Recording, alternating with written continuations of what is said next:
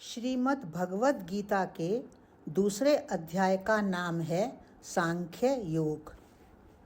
प्रथम अध्याय के रूप में युद्ध का जो दृश्य तैयार किया गया है उसमें पक्ष विपक्ष की दोनों सेनाएं युद्ध के लिए तैयार खड़ी हैं। युद्ध प्रारंभ होने ही वाला है।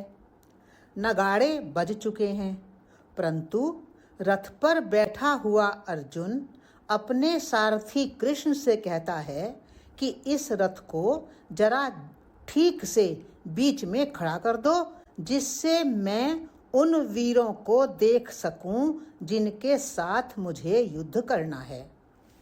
जैसा कि हम सब जानते ही हैं कि विपक्ष में खड़े हुए भीष्म, द्रोण आदि गुरुजनों और स्वजनों को देखकर अर्जुन विषाद युक्त हो जाता है और फिर जैसा मन वैसा तन। अर्जुन के हाथ से गांडीव धनुष गिरने लगता है और वह शोक युक्त हो किम कर्तव्य विमूढ़ हुआ युद्ध से विरत सा होकर पलायन की ओर अग्रसर होने लगता है। वह नहीं चाहता कि स्वजनों को मारकर पाप का भागी बने। युद्ध के इस शब्द चित्र को देखकर क्या हमें ऐसा नहीं लगता कि अर्जुन ने जो किया वह ठीक ही किया? अपने ही भाई बंधु, चाहे वे कितने ही दुष्ट हों, आतताई हों, फिर भी वध के योग्य तो नहीं होते। वे हैं तो अपने ही। एक विचारशील पुरुष कभी नहीं चाहेगा कि उनका वध कर दिया जाए।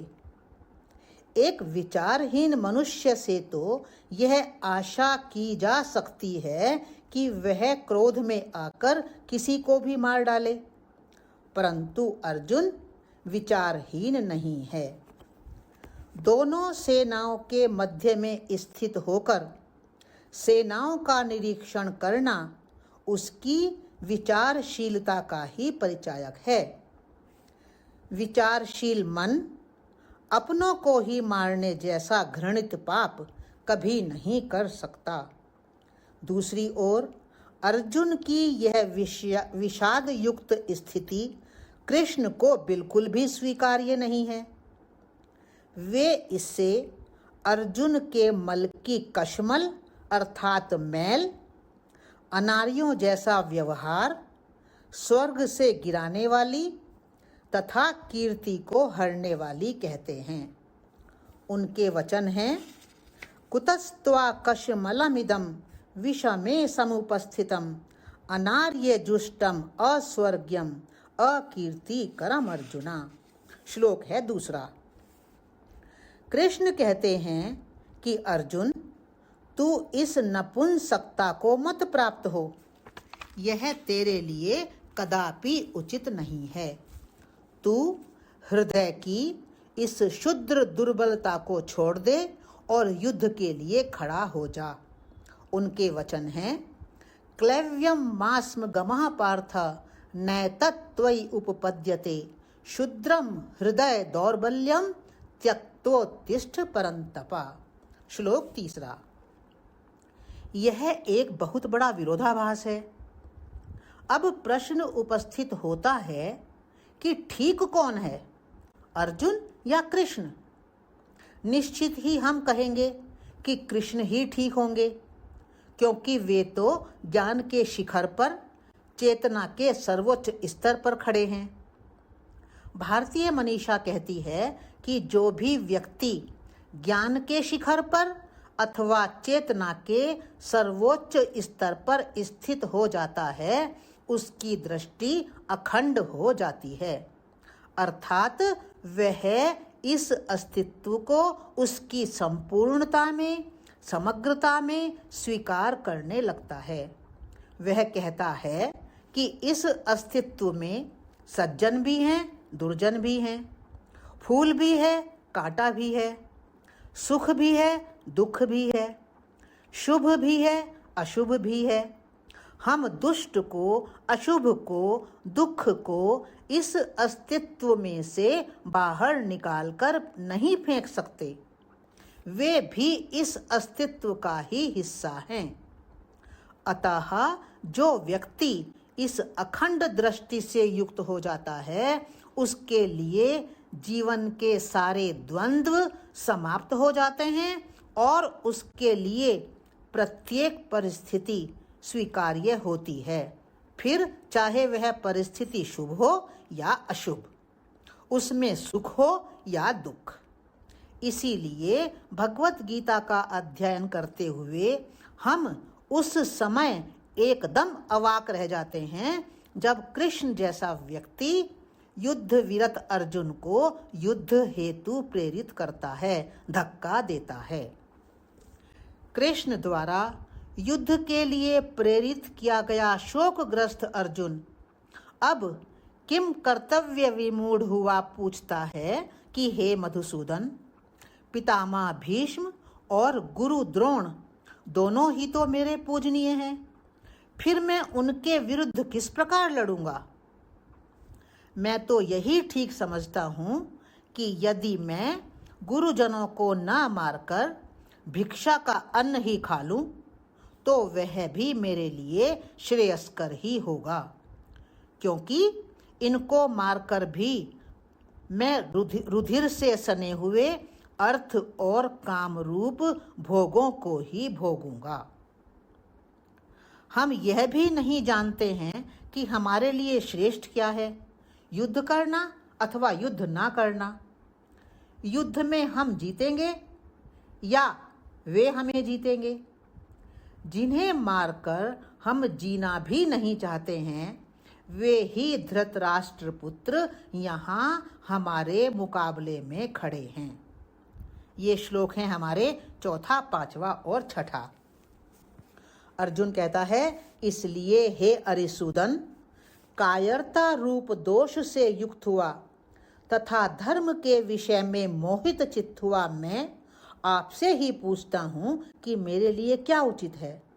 जो साधन मेरे लिए निश्चित रूप से कल्याणकारक हो, आप मेरे प्रति कहिए। मैं आपका शिष्य हूँ, आपकी शरण में हूँ, आप मुझे शिक्षा दीजिए। निष्कंटक एवं धन धान्य से संपन्न राज्य को प्राप्त करके तथा देवताओं के स्वामित्व को पाकर भी मैं ऐसा कोई उपाय नहीं देखता हूँ जो इंद्रियों को सुखा देने वाले मेरे इस शोक को दूर कर सके। श्लोक हैं ये 7वां और 8वां। शोक संतप्त अर्जुन के इन वचनों को सुनकर कृष्ण ने जो ज्ञान उसके प्रति कहा, उसी का वर्णन इस दूसरे अध्याय में विस्तार पूर्वक किया गया है।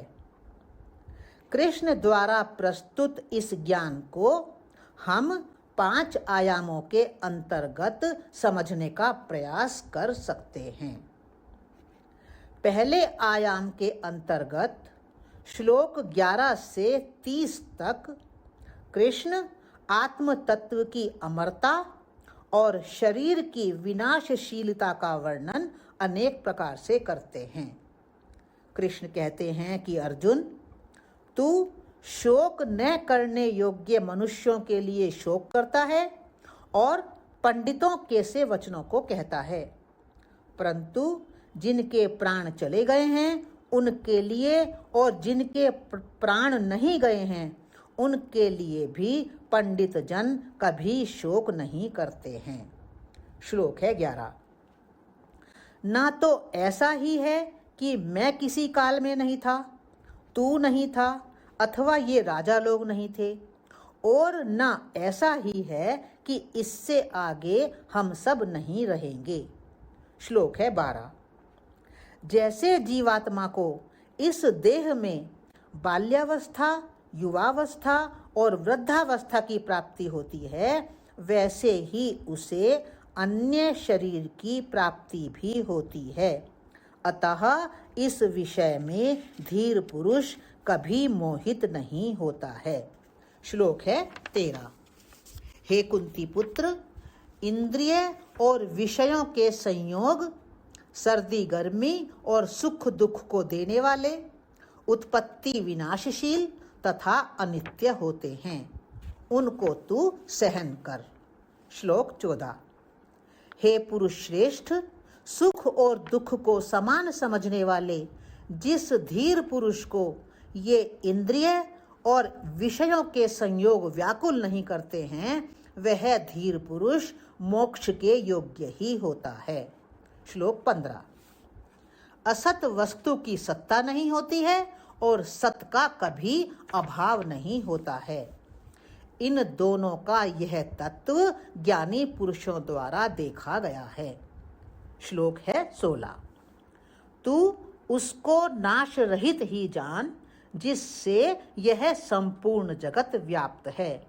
इस अविनाशी का विनाश करने में कोई भी समर्थ नहीं है। श्लोक 17। इस नाश रहित अप्रमेय तथा नित्य स्वरूप जीवात्मा के ये सब शरीर नाशवान कहे गए हैं, इसलिए हे भारत तू युद्ध कर। श्लोक 18। जो इस आत्मा को मारने वाला समझता है तथा जो इसको मरने वाला मानता है, वे दोनों ही ठीक नहीं जानते हैं, क्योंकि यह आत्मा वास्तव में ना तो किसी को मारता है और ना किसी के द्वारा मारा ही जाता है। श्लोक है 19। यह आत्मा किसी काल में भी ना तो जन्मता है और ना मरता ही है, तथा न यह उत्पन्न होकर फिर होने वाला ही है, क्योंकि यह अजन्मा, नित्य, सनातन और पुरातन है। शरीर के मारे जाने पर भी यह मारा नहीं जाता है। श्लोक है 20। हे पार्थ, जो पुरुष इस आत्मा को नाश रहित, नित्य, अजन्मा और अव्यय जानता है, वह पुरुष कैसे किसको मरवाता है और कैसे किसको मारता है। श्लोक 21। जैसे मनुष्य पुराने वस्त्रों को त्याग कर दूसरे नए वस्त्रों को ग्रहण करता है, वैसे ही आत्मा पुराने शरीरों को त्याग कर दूसरे नए शरीरों को प्राप्त होता है। श्लोक 22। इस आत्मा को शस्त्र काट नहीं सकते, आग जला नहीं सकती, जल गला नहीं सकता और वायु सुखा नहीं सकता। श्लोक है 23। यह आत्मा अच्छेद्य, अदाह्य, अक्लेद्य और अशोष्य है, तथा यह नित्य, सर्वव्यापी, अचल, स्थिर रहने वाला और सनातन है। यह आत्मा अव्यक्त, अचिंत्य और विकार रहित है। इस प्रकार से जानकर तुझे शोक नहीं करना चाहिए। श्लोक हैं ये 24 और 25। यदि तू इस आत्मा को सदा जन्मने वाला तथा सदा मरने वाला ही मानता हो, तो भी हे महाबाहो, तू इस प्रकार शोक करने के योग्य नहीं है, क्योंकि जन्मे हुए की मृत्यु निश्चित है और मरे हुए का जन्म निश्चित है। इससे भी तू इस विषय में शोक करने के योग्य नहीं है। श्लोक हैं हमारे 26 और 27। संपूर्ण प्राणी जन्म से पहले अप्रकट थे और मरने के बाद भी अप्रकट ही हो जाने वाले हैं। केवल बीच में ही वे प्रकट हैं। फिर ऐसी स्थिति में क्या शोक करना है। श्लोक 28। कोई एक महापुरुष ही इस आत्मा को आश्चर्य की भांति देखता है, कोई एक महापुरुष ही इसके तत्व का आश्चर्य की भांति वर्णन करता है, कोई एक महापुरुष ही इसे आश्चर्य की भांति सुनता है और कोई कोई महापुरुष तो सुनकर भी इसको नहीं जानता है। श्लोक है 29। हे अर्जुन, यह आत्मा सबके शरीरों में सदा ही अवध्य है। इस कारण संपूर्ण प्राणियों के लिए तू शोक करने के योग्य नहीं है। श्लोक 30। कृष्ण द्वारा अर्जुन को कही गई इन सब बातों को पढ़ते हुए ऐसा लगता है कि कृष्ण शायद आत्मा की अमरता और शरीर की विनाशशीलता का वर्णन इसलिए कर रहे हैं कि अर्जुन युद्ध में प्रवृत्त होकर सबको मार दे और युद्ध में मरने वालों के लिए शोकग्रस्त ना हो। परंतु हमारी यह सोच सही नहीं है। इस सोच का दुष्परिणाम तो यही होगा कि मनुष्य बिना किसी संकोच के किसी को भी मार डाले और कहने लगे कि आत्मा तो अजर, अमर और अविनाशी है।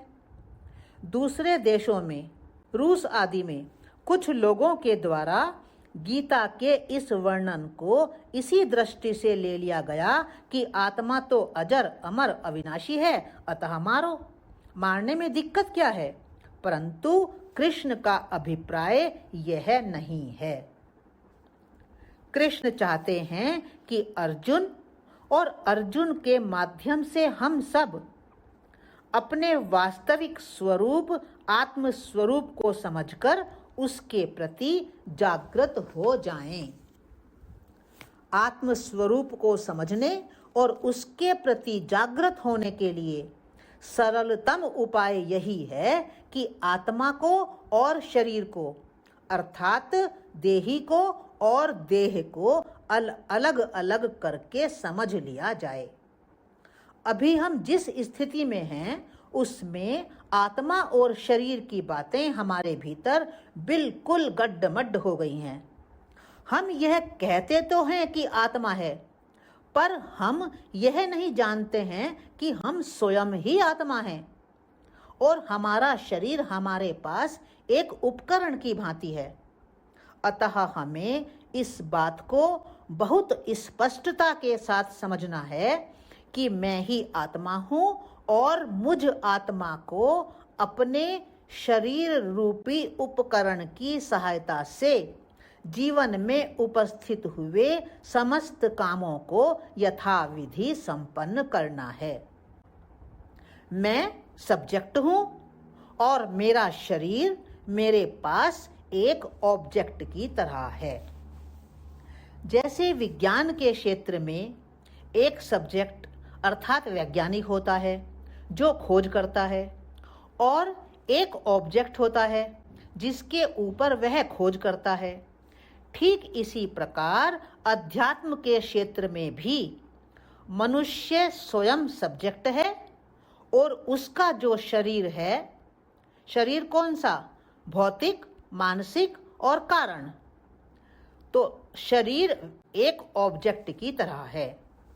मनुष्य को स्वयं को आत्मा समझकर अपने उपकरण रूप शरीर को ऑब्जेक्ट बनाकर उसके ऊपर काम करना है। हमारा जो यह शरीर रूप उपकरण है, जो ये ऑब्जेक्ट है, उसमें इंद्रियां हैं, मन है, बुद्धि है, अहंकार है। इन सब के ऊपर हमें ध्यान देना है। इनको हमें बहुत गहराई से समझना है और केवल समझना ही नहीं है, इनके ऊपर हमें साधना भी करनी है। इंद्रियां कहाँ जा रही हैं, विषयों के भीतर कितना लिप्त हो रही हैं, यह मन कहाँ कहाँ दौड़ रहा है, यह स्थिर क्यों नहीं हो पाता है, यह बुद्धि क्या है, यह अशुद्ध ही क्यों सोचती है, क्यों यह बुद्धि शुद्ध नहीं सोच पाती है। हमारा जो यह शुद्ध अहम है, यह अहंकार रूप में क्यों बदल गया है, क्यों हम शुद्ध अहम से एक अशुद्ध अहम में परिवर्तित होते जा रहे हैं। प्रत्येक बात को हम गलत परिप्रेक्ष्य में ही क्यों ले लेते हैं। इस प्रकार हमें अपने आप को अर्थात आत्मा को सब्जेक्ट बनाकर अपने शरीर रूपी ऑब्जेक्ट अर्थात उपकरण के ऊपर कार्य करना है। जैसे ही हम एक वैज्ञानिक की तरह एक आध्यात्मिक वैज्ञानिक बनकर काम करेंगे तो सबसे पहला लाभ यह होगा कि स्वयं को आत्मा समझने के कारण हमारा मृत्यु का भय समाप्त हो जाएगा। पहला लाभ होगा ये। दूसरा बड़ा लाभ यह होगा कि स्वयं को आत्मा समझने के कारण आत्मा के जो मूल गुण हैं, जिन्हें हम केवल भूल गए हैं, उनसे हम संयुक्त हो जाएंगे। आत्मा के मूल गुण 7 हैं। पहला है आत्मा सुख स्वरूप है। दूसरा है आत्मा शांत स्वरूप है। तीसरा है आत्मा शुद्ध स्वरूप है। चौथा है आत्मा शक्ति स्वरूप है। पांचवा है आत्मा ज्ञान स्वरूप है। छठा है आत्मा प्रेम स्वरूप है। और सातवां है आत्मा आनंद स्वरूप है। चूंकि प्रत्येक मनुष्य आत्मा ही है, अतः वह इन 7 गुणों से स्वतः ही भरपूर है। इन 7 गुणों को उससे कहीं बाहर से नहीं लाना है।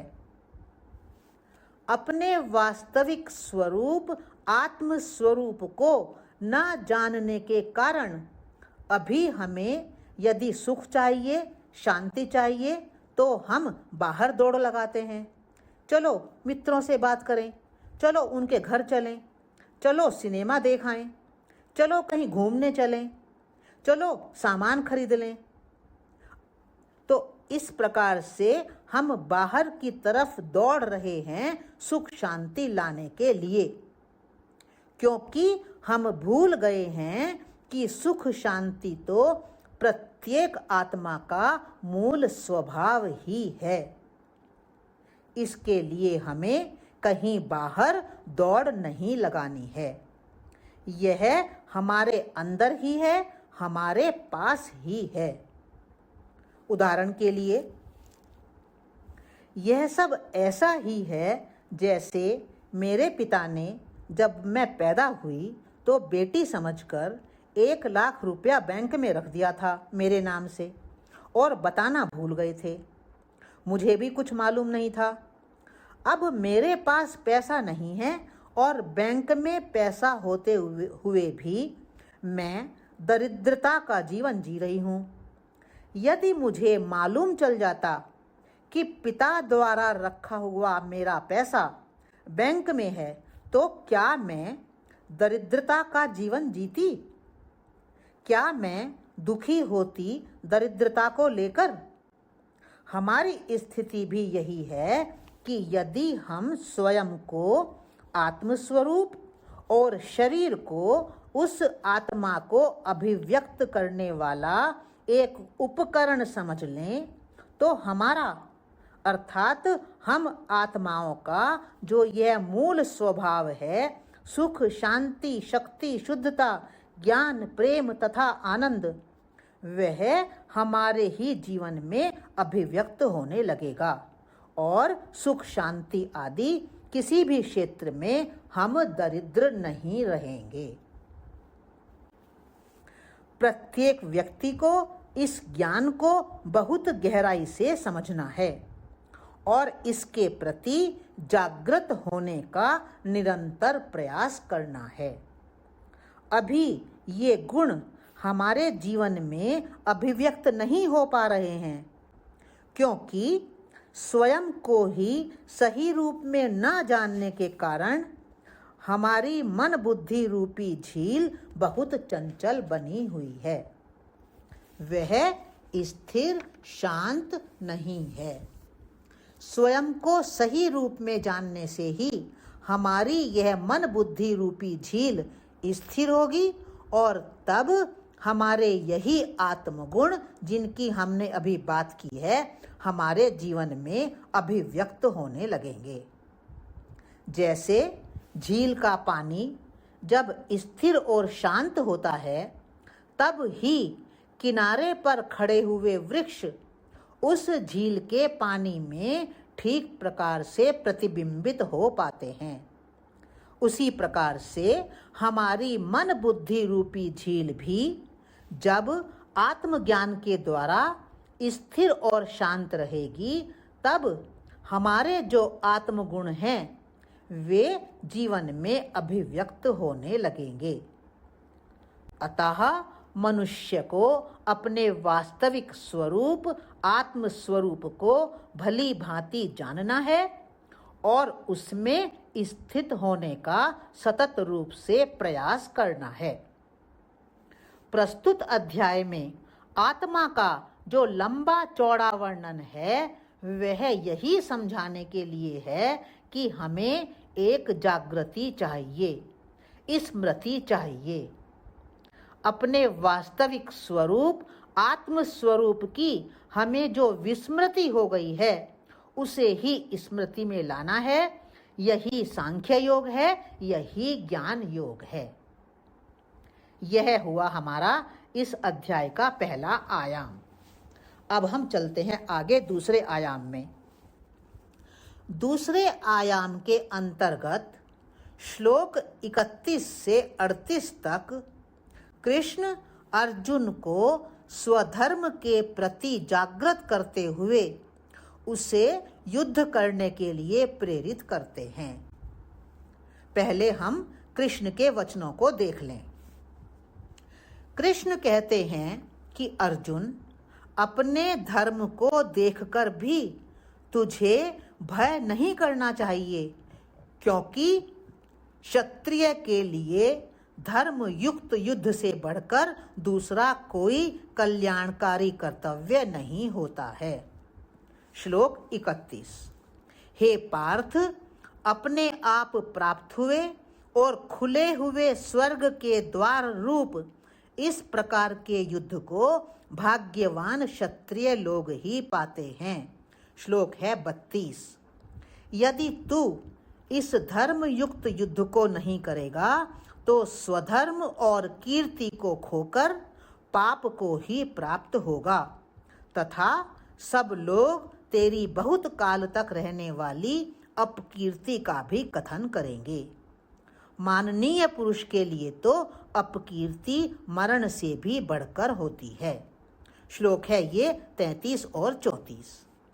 जिनकी दृष्टि में तू पहले बहुत सम्मानित होकर अब लघुता को प्राप्त होगा, वे महारथी लोग तुझे भय के कारण युद्ध से हटा हुआ मानेंगे तथा तेरे वैरी लोग भी तेरे सामर्थ्य की निंदा करते हुए तुझे बहुत से न कहने योग्य वचन कहेंगे। उससे अधिक दुख और क्या होगा।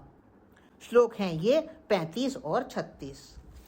हे कौन्तेय, या तो तू युद्ध में मारा जाकर स्वर्ग को प्राप्त होगा अथवा संग्राम में जीतकर पृथ्वी का राज्य भोगेगा। इसलिए तू युद्ध के लिए निश्चय करके खड़ा हो जा। श्लोक है 37। जय पराजय, लाभ हानि और सुख दुख को समान समझकर तू युद्ध के लिए तैयार हो जा। इस युद्ध को करने से तू पाप को प्राप्त नहीं होगा। श्लोक है 38। इन श्लोकों के अंतर्गत जिस स्वधर्म की बात कही गई है उस स्वधर्म से तात्पर्य किसी हिंदू मुस्लिम आदि धर्म से नहीं है। यहाँ स्वधर्म से तात्पर्य स्वभाव आधारित कर्म से है।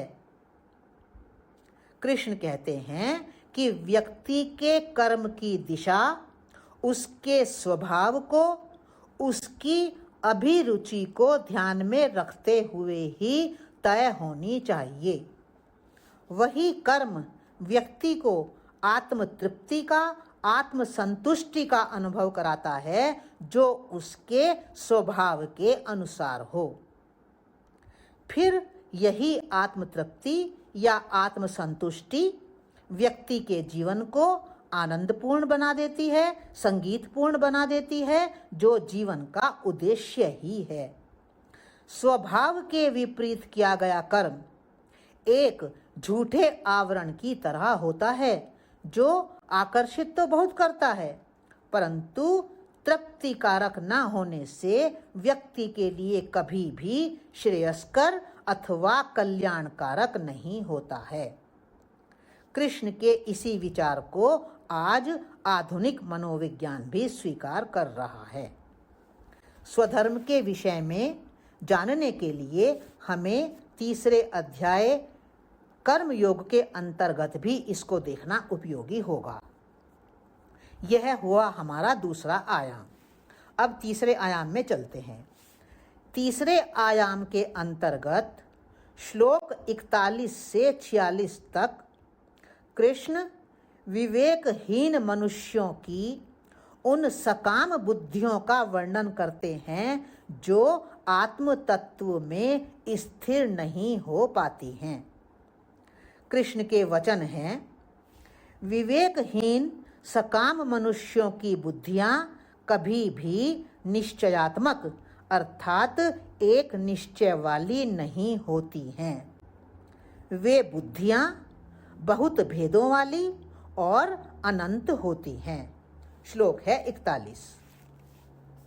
जो मनुष्य भोगों में ही तन्मय रहते हैं, जो कर्म फल की प्रशंसा करने वाले वेद वाक्यों में ही प्रीति रखते हैं, जो स्वर्ग को ही परम प्राप्य वस्तु समझते हैं, जिनके लिए स्वर्ग से बढ़कर कोई दूसरी वस्तु नहीं होती है, जिनका चित्त भोग तथा ऐश्वर्य की प्राप्ति के लिए नाना प्रकार की क्रियाओं का वर्णन करने वाली दिखाऊ अर्थात बनावटी वाणी के द्वारा हर लिया जाता है, उन पुरुषों की समाधि में अर्थात आत्मा में निश्चयात्मिका बुद्धि नहीं होती है। श्लोक हैं ये हमारे 42, 43 और 44। आगे कहते हैं कृष्ण, वेद तीनों गुणों के अर्थात सत रज तम के कार्य रूप समस्त भोगों का एवं उनके साधनों का भी प्रतिपादन करने वाले हैं, परंतु अर्जुन तू उन भोगों में एवं भोग के साधनों में भी आसक्तिहीन हो जा। तू निर्द्वंद्व अर्थात हर्ष शोक आदि द्वंद्वों से रहित नित्य वस्तु आत्मा में स्थित योग क्षेम को ना चाहने वाला तथा स्वाधीन अंतःकरण वाला हो जा। श्लोक है ये 45। सब ओर से परिपूर्ण जलाशय के प्राप्त हो जाने पर छोटे जलाशय में मनुष्य का जितना प्रयोजन रहता है, ब्रह्म को तत्व से जानने वाले ब्राह्मण का भी समस्त वेदों में उतना ही प्रयोजन रह जाता है। श्लोक है 46। जितने बातें यहाँ कृष्ण ने कही हैं, उसमें कृष्ण यहाँ दो महत्वपूर्ण संकेत कर रहे हैं। पहले संकेत के रूप में वे यह कह रहे हैं कि आत्म स्वरूप में स्थित होने के लिए दो ही मार्ग प्रमुख हैं। एक मार्ग है सांख्य का अर्थात ज्ञान योग का, और दूसरा मार्ग है योग का अर्थात कर्म योग का। सांख्य कहता है कि व्यक्ति अपने वास्तविक स्वरूप आत्म स्वरूप को भूल गया है, अतः यह जानना मात्र पर्याप्त है कि मैं आत्मा हूँ, शरीर नहीं हूँ। शरीर मेरे पास एक उपकरण की भांति है जिसका मुझे सम्यक उपयोग करना है। इस जानने में कुछ करने की आवश्यकता नहीं है, मात्र विस्मरण को स्मरण में लाना पर्याप्त है। योग कहता है कि मात्र जान लेना पर्याप्त नहीं है, क्योंकि सकाम बुद्धि अर्थात कामनाओं, वासनाओं, आशाओं, अपेक्षाओं में उलझी हुई बुद्धि इतनी चंचल, इतनी अनिश्चयात्मक और अशुद्ध हो गई है कि उसमें आत्म तत्व की बातें टिक ही नहीं पाती हैं। अथवा ऐसा भी कह सकते हैं कि अशुद्ध बुद्धि रूप दर्पण में आत्मा का प्रतिबिंब बन ही नहीं पाता है। अतः पहले बुद्धि को ही शुद्ध बनाने की आवश्यकता है, तब ही वह बुद्धि निश्चयात्मिका अर्थात किए गए किसी एक निश्चय पर सुदृढ़ रहने वाली और एकाग्र हो पाती है। दूसरे संकेत के रूप में कृष्ण यह कह रहे हैं कि प्रत्येक व्यक्ति आत्मा और शरीर का अर्थात चैतन्य और प्रकृति का एक योग है, अतः उसे इन दोनों को ही भली भांति समझना है।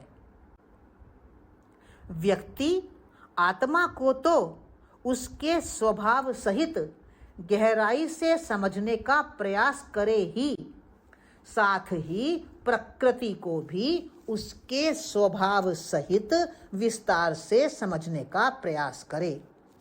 क्यों? क्योंकि 3 गुणों वाली प्रकृति के माध्यम से ही यह सारा जगत रूपी खेल चल रहा है।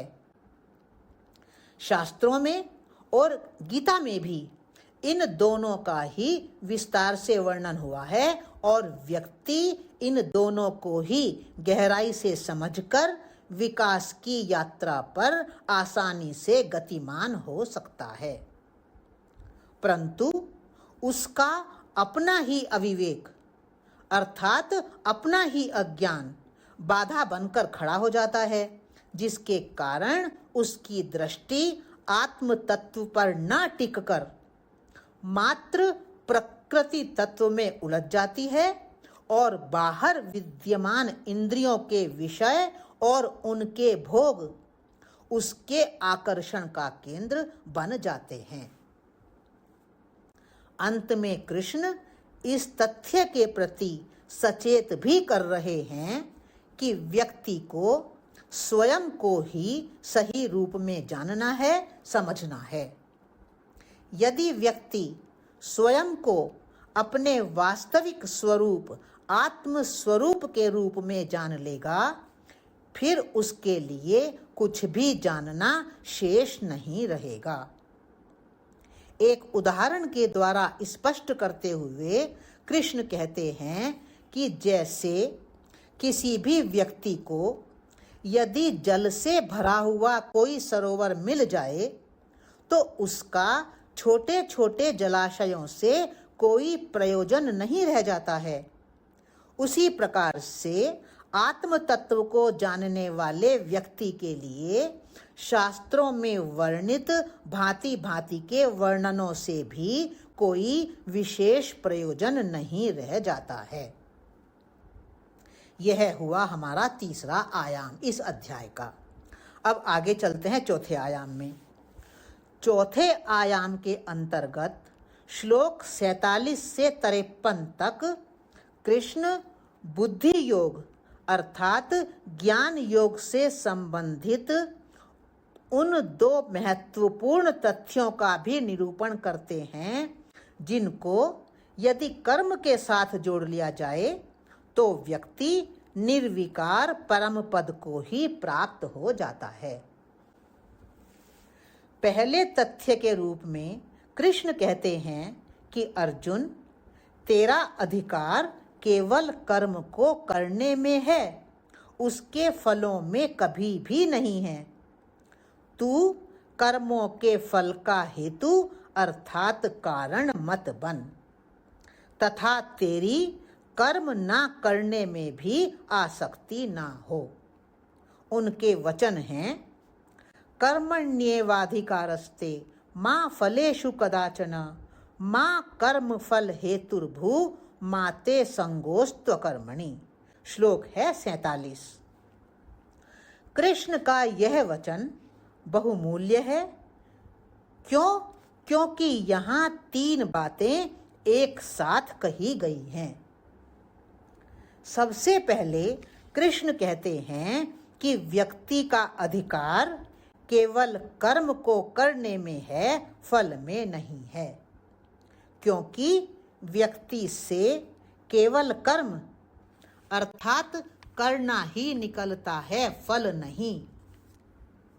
फल सदा समष्टि से ही निकलता है, अर्थात कर्म को करने की सामर्थ्य व्यक्ति की है, परंतु फल को लाने की सामर्थ्य व्यक्ति की नहीं है, उसमें सदा समष्टि का ही हाथ होता है। अतः व्यक्ति कर्म तो करे परंतु फल की प्रतीक्षा ना करे। उसे वह समष्टि पर या कहें परमात्मा पर या कहें अस्तित्व पर ही छोड़ दे।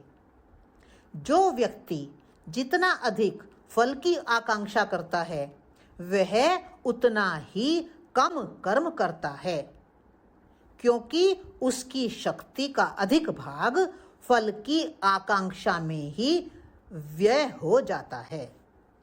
कर्म करने योग्य शक्ति फिर कम ही बच पाती है। फल की आकांक्षा में रमे हुए मन बुद्धि भविष्य की यात्रा पर निकल जाते हैं और वर्तमान में वे होते ही नहीं। यही नहीं, कभी कभी तो वे फल की आकांक्षा के रस से ऐसे भर जाते हैं कि कर्म उनके लिए फिर विरस हो जाता है, अर्थात रसहीन ही हो जाता है। अतः व्यक्ति जितना अधिक फलाकांक्षा से भरा हुआ होता है उतना ही वह कर्महीन हो जाता है, और जितना फलाकांक्षा से मुक्त होता है उतना ही वह पूर्ण कर्मी हो जाता है। यहाँ कृष्ण जब फल की आकांक्षा को छोड़कर कर्म करने की बात कहते हैं तब व्यक्ति को यह नहीं समझना है कि फल का कोई मार्ग नहीं है। वास्तव में कर्म ही फल का मार्ग है। फल की आकांक्षा फल का मार्ग नहीं है। कर्म से यदि फल के मिलने की संभावना अधिकतम है तो फल की आकांक्षा से फल के खोने की संभावना ही अधिकतम है। ये बहुत महत्वपूर्ण बात है। अध्यात्म की भाषा में यदि कहें तो यह कहा जा सकता है कि जो व्यक्ति फल की चिंता को ही छोड़ देता है उसके फल की चिंता फिर परमात्मा कर लेता है, क्योंकि छोड़ने का भरोसा, छोड़ने का संकल्प, छोड़ने की श्रद्धा इतनी बड़ी होती है कि श्रद्धा से भरे हुए चित्त की तरफ चारों ओर से समस्त शक्तियां दौड़ पड़ती हैं। ध्यान रखने योग्य बात है ये। व्यक्ति का चित्त जितना अधिक श्रद्धा से परिपूर्ण होता है उतना ही वह फल को दूर फेंक देता है और कहता है कि जाने समष्टि, जाने जगत, जाने अस्तित्व, जाने परमात्मा, मेरा काम पूरा हुआ, अब शेष काम उसी का है। इस प्रकार से जिसका चित्त श्रद्धा से भरा हुआ होता है उसका कर्म पूर्ण होता है, और जब कर्म पूर्ण होता है तब फल सुनिश्चित ही है। कहने का अभिप्राय ये है कि जैसे ही व्यक्ति फल की मांग करता है वैसे ही वह परमात्मा के जगत ऊर्जा के विपरीत खड़ा हो जाता है। परंतु इसके विपरीत जैसे ही वह कहता है कि जो तेरी मर्जी, अर्थात जो मुझे करना था वह कर लिया, अब तेरी मर्जी पूरी हो, वह परमात्मा के प्रति मैत्री भाव से भर जाता है और दोनों के बीच फिर एक हार्मनी, एक संगीत फलित हो जाता है। इसके विपरीत जैसे ही व्यक्ति कहता है कि किया भी मैंने और अब जो मैं चाहता हूं वह हो भी, तब वह परमात्मा के विपरीत खड़ा हो जाता है और परमात्मा के विपरीत खड़े होकर सिवाय निराशा के, असफलता के कुछ भी हाथ नहीं लगता है। इसलिए कृष्ण का कहना है कि अर्जुन, कर्म में ही तेरा अधिकार है, फल तो परमात्मा का प्रसाद है। इसी श्लोक में कृष्ण यह भी कहते हैं कि अर्जुन, तू कर्म के फल का हेतु अर्थात कारण मत बन। कहा है ना, मां कर्म फल हेतुर्भू। इस कथन के अभिप्राय को समझने का भी अब हमें प्रयास करना है। यह कथन सांख्य सिद्धांत पर आधारित है। सांख्य सिद्धांत में संपूर्ण कर्मों की सिद्धि के लिए 5 हेतु अर्थात कारण कहे गए हैं, और वे 5 हेतु हैं अधिष्ठान, कर्ता, करण, चेष्टाएं तथा दैव।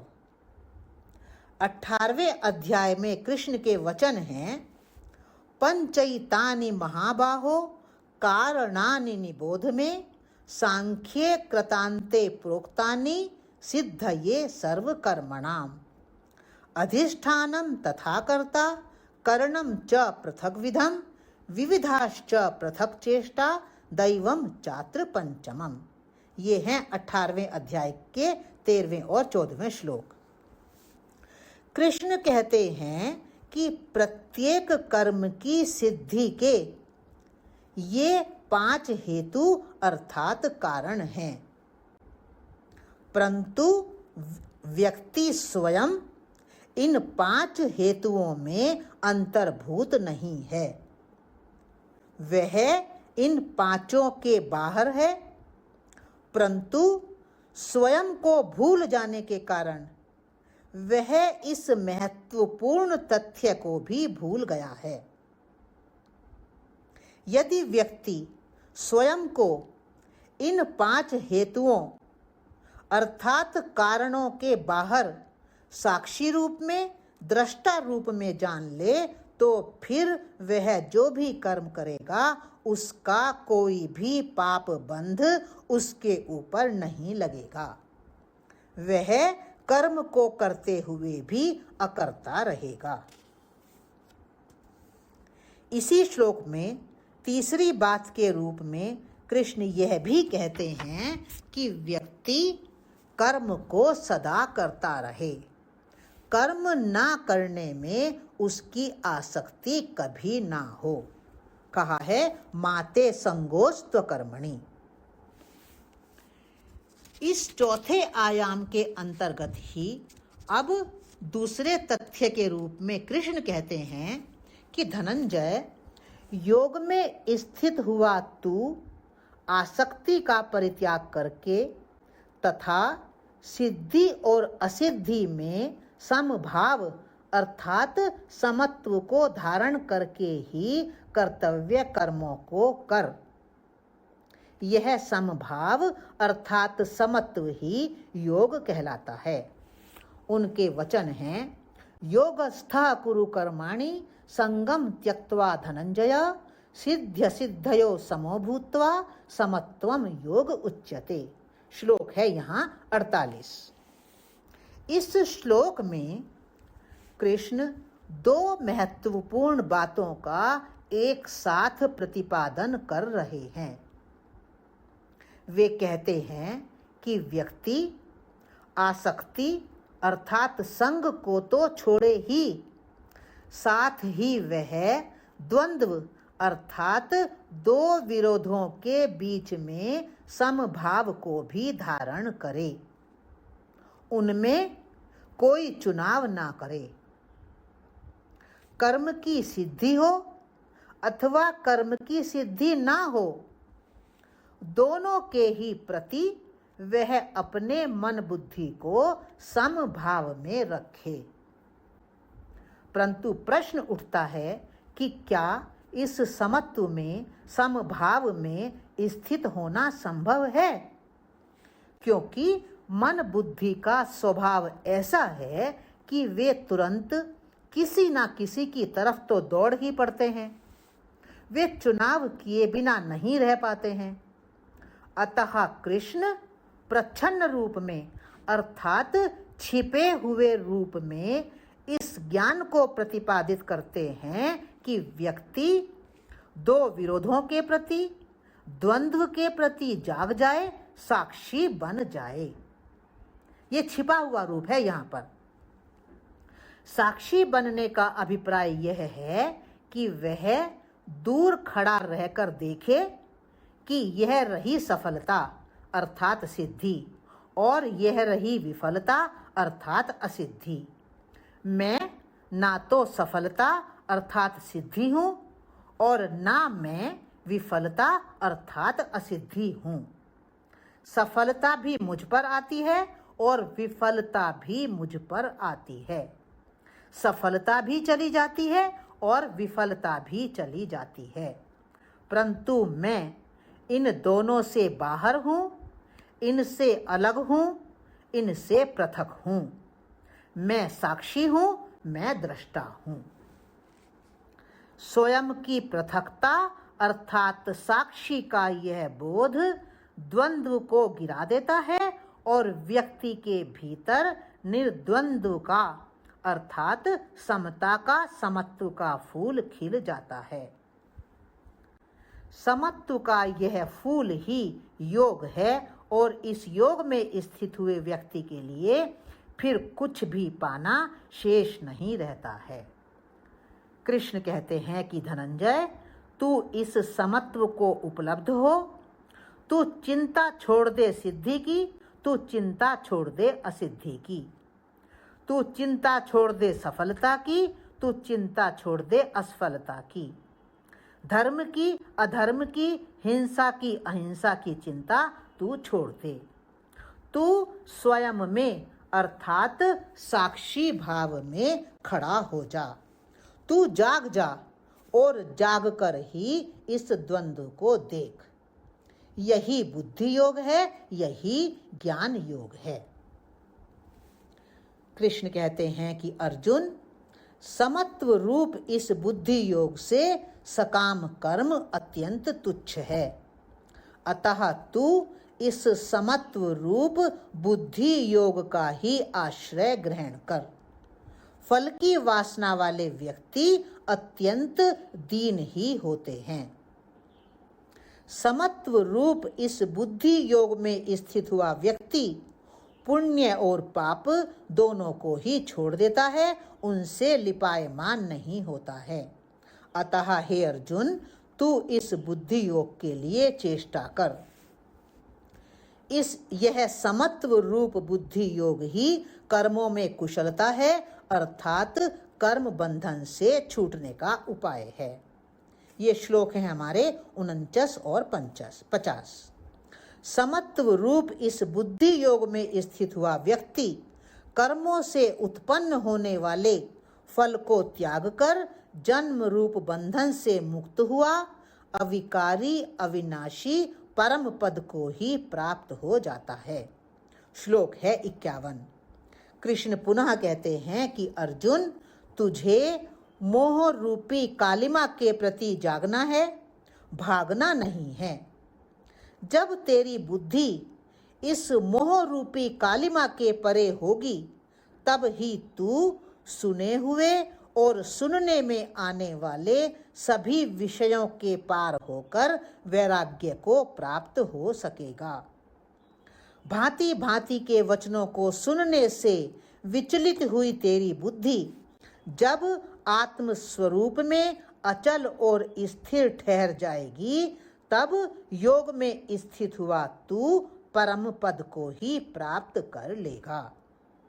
श्लोक हैं ये हमारे 52 और 53।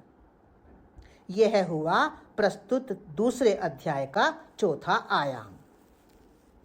अब अंत में 5वें आयाम के अंतर्गत श्लोक 54 से श्लोक 72 तक अर्जुन के यह पूछने पर कि स्थित प्रज्ञ पुरुष के लक्षण क्या हैं, वह कैसे बोलता है, कैसे उठता है, कैसे चलता है, कृष्ण स्थित प्रज्ञ के लक्षणों का वर्णन करते हैं।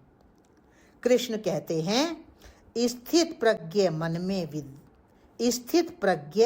मन में विद्यमान सभी कामनाओं को त्याग देता है, अतः वह स्वयं में ही सदा संतुष्ट रहता है। स्थित प्रज्ञ दुखों से उद्विग्न नहीं होता है, सुख में किसी चीज की स्पृहा नहीं करता है तथा राग, भय एवं क्रोध से भी सर्वथा परे होता है। स्थित प्रज्ञ सर्वथा स्नेह रहित अर्थात राग रहित हुआ, ना तो शुभ की प्राप्ति पर प्रसन्न होता है और ना अशुभ की प्राप्ति पर द्वेष भाव से ही युक्त होता है। जैसे कछुआ सब ओर से अपने अंगों को समेट लेता है, वैसे ही स्थित प्रज्ञ इंद्रिय विषयों से और अपनी इंद्रियों को समेट लेता है। एक सामान्य व्यक्ति इंद्रिय विषयों से इंद्रियों को समेटकर भी उन विषयों के प्रति रस युक्त बना रहता है, परंतु स्थित प्रज्ञ का विषय रस भी परमात्मा के साक्षात्कार से निवृत्त हो जाता है। जो इंद्रियां प्रमथन स्वभाव वाली होने के कारण बुद्धिमान मनुष्य के मन का भी बलात् हरण कर लेती हैं, वही इंद्रियां स्थित प्रज्ञ के सर्वथा वशीभूत हो जाती हैं। यह एक श्रृंखला है जो व्यक्ति का विनाश कर देती है, अर्थात व्यक्ति सबसे पहले विषयों का चिंतन करता है। विषय चिंतन से विषयों में आसक्ति उत्पन्न होती है। आसक्ति से व्यक्ति के भीतर उन विषयों को प्राप्त करने की कामना जागृत होती है। कामना की पूर्ति न होने से वह क्रोध से युक्त हो जाता है। क्रोध में व्यक्ति मूढ़ बन जाता है। मूढ़ होने पर उसमें स्मृति भ्रम उत्पन्न होता है।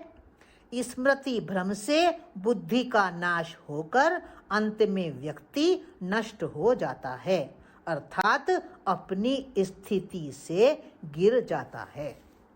इसके विपरीत स्थित प्रज्ञ अपने वश में की हुई तथा राग द्वेष आदि से रहित इंद्रियों के द्वारा इंद्रियों के विषयों में विचरण करता हुआ भी प्रसाद को अर्थात परमात्म कृपा को प्राप्त हो जाता है। प्रसाद की स्थिति में समस्त दुखों का विनाश हो जाता है और ऐसे प्रसाद संपन्न व्यक्ति की बुद्धि फिर शीघ्र ही परमात्मा में स्थिर हो जाती है। कृष्ण कहते हैं कि अर्जुन, अयुक्त अर्थात ना जीते हुए मन और इंद्रियों वाले व्यक्ति में ना तो निश्चयात्मिका बुद्धि होती है और ना भावना ही होती है। भावना रहित व्यक्ति को शांति नहीं मिलती और फिर अशांत व्यक्ति को सुख तो कैसे मिल सकता है। विषयों में विचरण करती हुई इंद्रियों में से मन जिस भी इंद्रिय के साथ रहता है वह एक ही इंद्रिय अयुक्त पुरुष की बुद्धि का उसी प्रकार हरण कर लेती है जैसे जल में चलने वाली नाव का वायु हरण कर लेती है। इसलिए हे महाबाहो, जिसकी इंद्रियां इंद्रिय विषयों से सब प्रकार से निग्रह की हुई होती हैं, उसी की बुद्धि स्थिर होती है, वही स्थित प्रज्ञ कहलाता है। स्थित प्रज्ञ संयमी होता है, दृष्टा होता है तथा समस्त प्राणियों के विपरीत परमात्म प्राप्ति के प्रति जागृत रहकर वह भोगों की प्राप्ति के प्रति प्रसुप्त ही बना रहता है। स्थित प्रज्ञ परम शांति को प्राप्त होता है, क्योंकि भोग किसी भी प्रकार का विकार उत्पन्न किए बिना उसके भीतर उसी प्रकार समा जाते हैं जैसे जल से परिपूर्ण नदियां समुद्र को विचलित किए बिना उसके भीतर समा जाती हैं। स्थित प्रज्ञ कामनाओं का त्याग करके निष्प्रह होकर विचरता हुआ ममता रहित तथा अहंकार रहित होता है। यही ब्राह्मी स्थिति है, जिसको प्राप्त हुआ योगी कभी भी मोहित नहीं होता है। इसी स्थिति में स्थित होता हुआ स्थित प्रज्ञ अंतकाल में ब्रह्मानंद को ही प्राप्त हो जाता है। इस प्रकार से स्थित प्रज्ञ के इतने गुणों का वर्णन करने के पश्चात ये हमारा दूसरा अध्याय समाप्त हो जाता है।